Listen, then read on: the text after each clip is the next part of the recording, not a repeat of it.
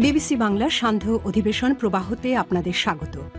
আজ আপনাদের সাথে লন্ডন স্টুডিও থেকে আছি মানসী বড়ুয়া। বাংলাদেশের সর্বশেষ গুরুত্বপূর্ণ আপডেট সংবাদে আপনাকে স্বাগত। শুরুতেই সংবাদ শিরোনাম, পরে বিস্তারিত।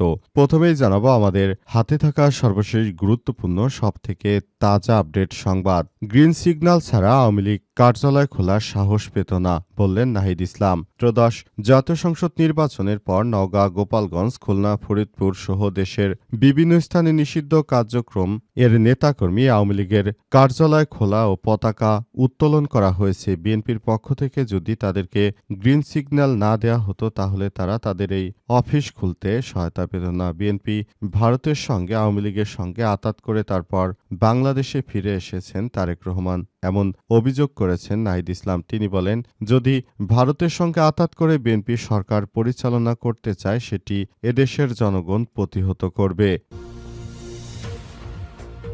এরপর জানাবো, দলীয় পরিচয়ের কারণে কেউ যেন জুলুমের শিকার না হয়, বললেন জামাতের আমির। বাংলাদেশ জামাত ইসলামের আমির ও সংসদের বিরোধী দলীয় নেতা ডাক্তার শফিকুর রহমান বলেছেন, শুধু দলীয় পরিচয়ের কারণে কেউ যেন জুলুমের শিকার না হয়। আমরা এই দেশ ও দেশের নাগরিকদের ভালোবাসি, কেউ যেন জুলুমের শিকার না হয় সে বিষয়ে প্রতিবাদ ও প্রতিরোধ গড়ে তুলতে হবে। এদিকে নাগরিক ভোগান্তি কমাতে ইশরাকের 10 দিনের কর্মসূচি ঘোষণা। নবনির্বাচিত সংসদ সদস্য হিসেবে প্রাধান্যভিত্তিক কর্মপরিকল্পনা হাতে নিয়েছে মুক্তিযুদ্ধ বিষয়ক মন্ত্রণালয়ের প্রতিমন্ত্রী ইশরাক হোসেন। রমজান ও আসন্ন ঈদকে সামনে রেখে জনদুর্ভোগ লাঘব, আইনশৃঙ্খলা রক্ষা এবং বাজার নিয়ন্ত্রণে এই কর্মসূচির ঘোষণা করা হয়েছে। জানাবো, 12টা 1 শহীদ মিনারে পুষ্পস্তবক অর্পণ করবেন প্রধানমন্ত্রী তারেক রহমান। মহান শহীদ দিবস ও আন্তর্জাতিক মাতৃভাষা দিবস উপলক্ষে কেন্দ্রীয় শহীদ মিনারে পুষ্পস্তবক অর্পণ করবেন প্রধানমন্ত্রী তারেক রহমান। আজ দিবাগত রাত 12টা 1 ভাষা শহীদদের ফুলের শ্রদ্ধা জ্ঞাপন করবেন তিনি। এবং সর্বশেষ জানাবো, পারস্য উপসাগরে বিশেষ গুপ্তচর ড্রোন উড়ালো যুক্তরাষ্ট্র।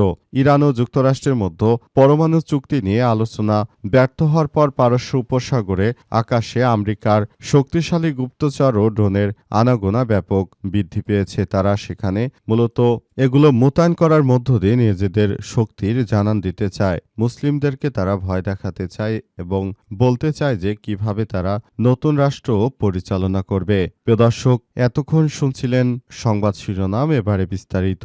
তবে তার আগে বন্ধুরা, অনুরোধ থাকবে এই সংবাদটিতে একটি লাইক দিন। এই চ্যানেলে আপনি নতুন হয়ে থাকলে আমাদের সংবাদটি দেখতে দেখতে চ্যানেলটি সাবস্ক্রাইব করে রাখুন। কমেন্ট করে বন্ধুরা আপনার মূল্যবান মতামত জানিয়ে দিন আপনি বিশ্বের কোন দেশ থেকে বা বাংলাদেশের কোন স্থান থেকে আমাদের সংবাদটি দেখছেন এবং শুনছেন। আর বন্ধুরা, সংবাদটি আপনার সোশ্যাল মিডিয়া ফেসবুকে শেয়ার করে বন্ধুদেরও দেখার সুযোগ করে দিন। গাজা যুদ্ধে আপনি যদি নিরীহ ফিলিস্তিনিদের ভালোবেসে থাকেন, কমেন্টে ইয়েস লিখে পুরো বিশ্বকে আমাদের এই সংবাদটি জানার সুযোগ করে দিন। এবারে বিস্তারিত। ভারতের গ্রিন সিগন্যাল ছাড়া আওয়ামী লীগের কার্যালয় খোলার সাহস পেত না বিএনপি, বললেন নাহিদ ইসলাম। ত্রয়োদশ জাতীয় সংসদ নির্বাচনের পর নওগাঁ, গোপালগঞ্জ, খুলনা, ফরিদপুর সহ দেশের বিভিন্ন স্থানে কার্যক্রম নিষিদ্ধ আওয়ামী লীগের কার্যালয় খোলা এবং পতাকা উত্তোলন করা হয়েছে। কার্যালয় খোলার পেছনে ক্ষমতাসীন দল বিএনপির গ্রিন সিগন্যাল বা সবুজ সংকেত রয়েছে বলে জানিয়েছে জাতীয় নাগরিক পার্টি এনসিপির আহ্বায়ক নাহিদ ইসলাম। তিনি বলেন, বিএনপির কাছ থেকে গ্রিন সিগন্যাল ছাড়া আওয়ামী লীগ এটা করার সুযোগ বা সাহস পেত না। আজ রাজধানীর বাংলা মোটরে এনসিপির অস্থায়ী কেন্দ্রীয় কার্যালয়ে সংবাদ সম্মেলনে এমন মন্তব্য করেছেন নাহিদ ইসলাম। সমসাময়িক রাজনৈতিক পরিস্থিতি এবং নতুন সরকারের মন্ত্রিসভা নিয়ে দলীয় পর্যালোচনা জানাতে এই সংবাদ সম্মেলন ডেকেছে এনসিপি। তিনি বলেন, এবারের নির্বাচনে ভারত, আওয়ামী লীগ ও বিএনপির মধ্যে এক ধরনের যোগসাজশ রয়েছে। আওয়ামী লীগের রাজনীতিকে পুনর্বাসনের চেষ্টা করা হলে তা কঠোরভাবে প্রতিহত করা হবে বলে হুঁশিয়ারি দেন জাতীয় সংসদ বিরোধী দলীয় হুইপ নাহিদ ইসলাম। তিনি বিভিন্ন জায়গায় আওয়ামী লীগের কার্যালয় বিশ্ববিদ্যালয় খোলা সংশ্লিষ্ট বিষয় নিয়ে কথা বলেছেন এবং তিনি জানিয়েছেন যে বিএনপির এই ধরনের কার্যক্রম আসলে মেনে নেওয়া যায় না। তারা যে কার্যক্রম শুরু করেছে এটা কোনোভাবেই গ্রহণযোগ্য হতে পারে না। পুরো বাংলাদেশের মানুষ তাদের জন্য একরকম থ্রেট হয়ে আছে। তারা যা শুরু করেছে সেটা এভাবে যে তারা এই কাজগুলো করবে সেটা এদেশের জনগণ কখনোই মনেই করেনি। তারা নিজের জনগণের সঙ্গে যে প্রতারণা করছে সেই প্রতারণার জন্য তাদেরকে আবারও অনেক বেশি মাশুল দিতে হবে এবং এদেশের জনগণ তাদের এই কর্মকাণ্ডগুলোকে মেনে নেবে না বলেও জানিয়েছেন তিনি। তিনি আরও জানান, নতুন বাংলাদেশ গড়ে তোলার মধ্য দিয়ে আমরা কাজ করতে চাই এবং দেশের জনগণকে আমরা সঙ্গে নিয়ে একটি সুন্দর ও সম্প্রীতির নতুন আধুনিক বাংলাদেশ গড়ে তুলব এই প্রত্যাশাই ব্যক্ত করেছেন নাহিদ ইসলাম। তবে যে বা যারা এই ধরনের কার্যক্রমগুলো আমাদেরকে প্রতিহত করার চেষ্টা করছে তাদের বিরুদ্ধে আমাদের সর্বোত্তম কার্যক্রম চালিয়ে যেতে হবে বলে জানিয়েছেন তিনি। দলীয় পরিচয়ের কারণে কেউ যেন জুলুমের শিকার না হয় বললেন জামাতের আমির। বাংলাদেশ জামাত ইসলামের আমির ডক্টর শফিকুর রহমান বলেছেন, আমাদের দেশে দলীয় পরিচয়ের কারণে অনেককে নির্যাতন করা হচ্ছে। আমরা বলতে চাই যে দলীয় পরিচয় নয়, বরং ৫ই অগস্টের আগে বিএনপি, জামাত, এনসিপি সহ সবাই কিন্তু একটি স্বৈরাচারী সরকারের বিরুদ্ধে আমরা সেদিন মাঠে নেমেছিলাম। জনগণকে সঙ্গে নিয়ে আমরা নতুন বাংলাদেশ গড়ে তুলতে চাই, কিন্তু বিএনপি তাদের এই কার্যক্রম এমনভাবে শুরু করেছে যে আমাদের সারা দেশে আমাদের নেতাকর্মীদের বিভিন্ন জায়গায় হামলা ও মারধর করা হচ্ছে। শুধুমাত্র একটি দলীয় রাজনৈতিক পরিচয় যদি এভাবে নেতাকর্মীদের উপর হামলা মামলা করা হয় সেটি কোনোভাবেই গ্রহণযোগ্য হতে পারে না। এ সময় জামাতের আমির আরও জানিয়েছেন, দেশবাসীকে বলবো আপনারা ধৈর্য ধারণ করুন। যারা সন্ত্রাসী কার্যক্রম চালায় তাদেরকে বলবো শুধুমাত্র দলীয় রাজনৈতিক নেতাদের স্বার্থ দেখে আপনারা এই কার্যক্রম চালিয়ে যাবেন না। দেশের মানুষকে ভালোবাসুন, দেশের পাশে থাকুন, দেশের বিপদ আপদে নিজেকে সঁপে দিন।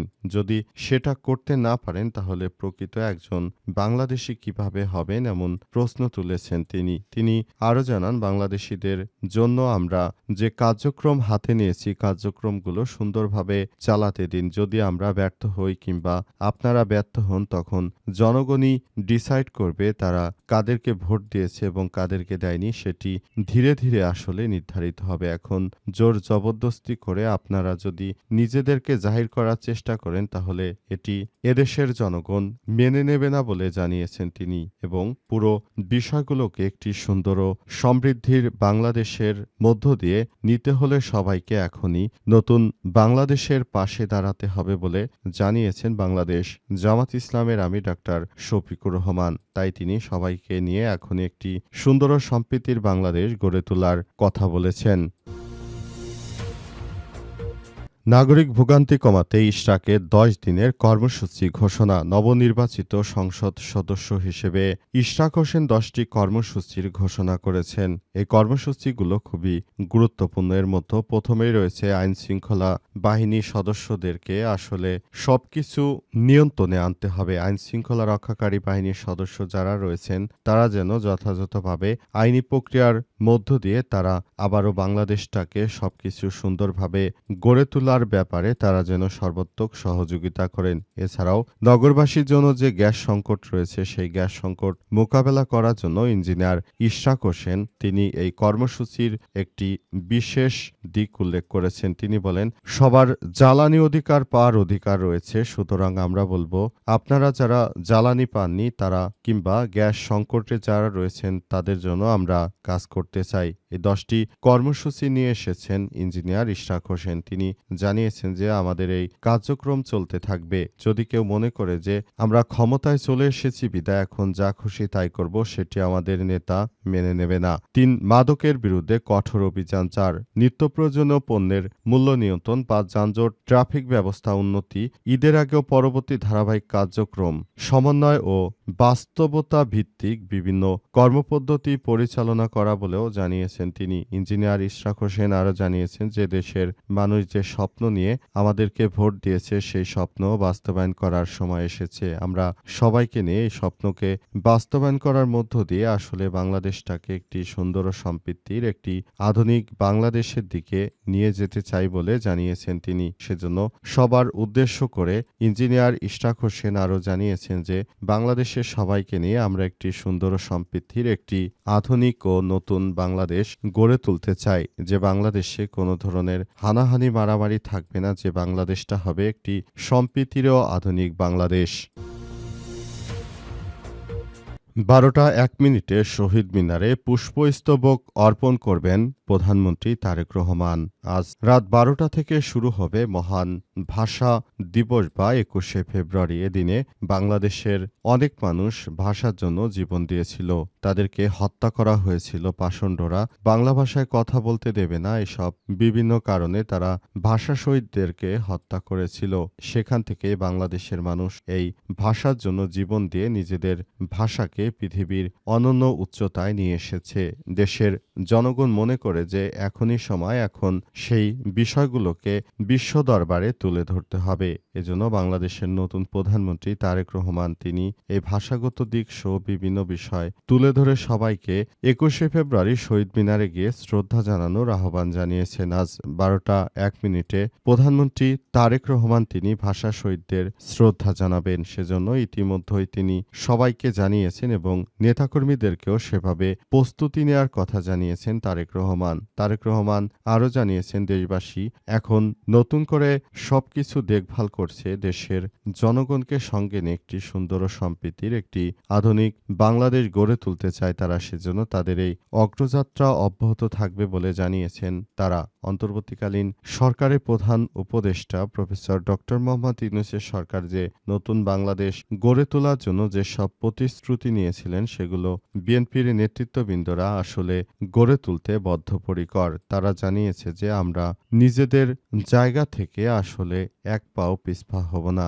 বাংলাদেশটাকে আমরা সেভাবেই গড়ে তুলতে চাই যেভাবে আসলে পুরো বাংলাদেশের মানুষকে আমরা পছন্দ করি বা ভালোবাসি। সে অনুযায়ী আমরা নতুন করে বাংলাদেশটাকে গড়ে তুলতে চাই।